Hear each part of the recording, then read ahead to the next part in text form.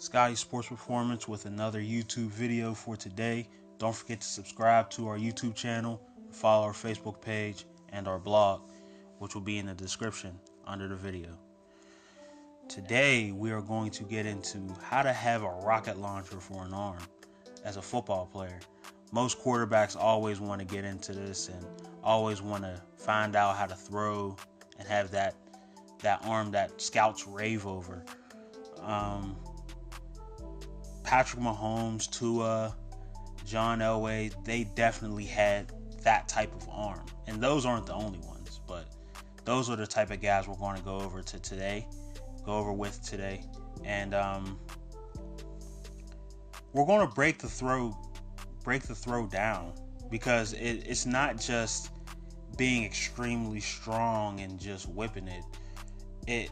There's a method to this madness, and we'll go into how that breaks down.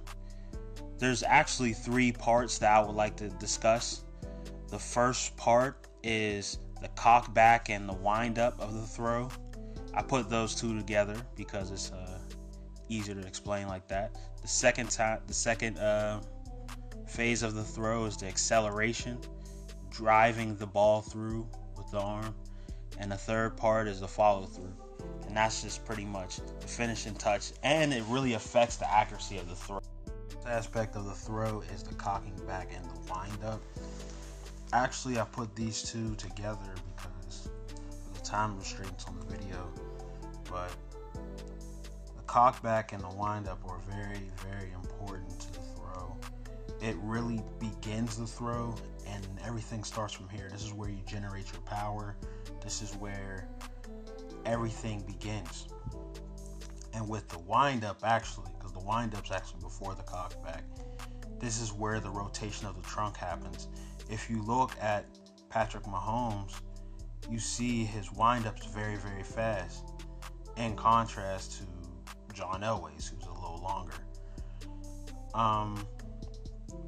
The cock back, there's not a huge emphasis on it. Like, it gets you ready for the acceleration phase, but this is very important towards the throw, because obviously you can't cock back the throw. Where's the power even coming from other than your trunk? And a lot of people don't really put this into when it's time to throw.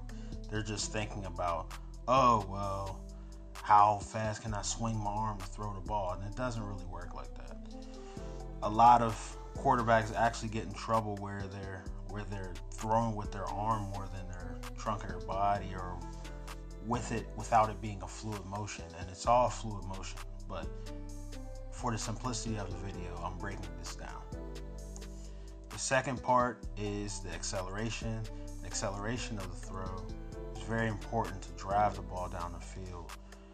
As you can see, a quarterback that's very good at the acceleration phase is Tua and John Elway, because when they throw it, it's like they're throwing a nail into a wood. As you can see with John Elway throwing the ball right here, he literally, like, this is a real deal strike right here. And it's coming off of it's really flying. Like, he's really driving that arm forward.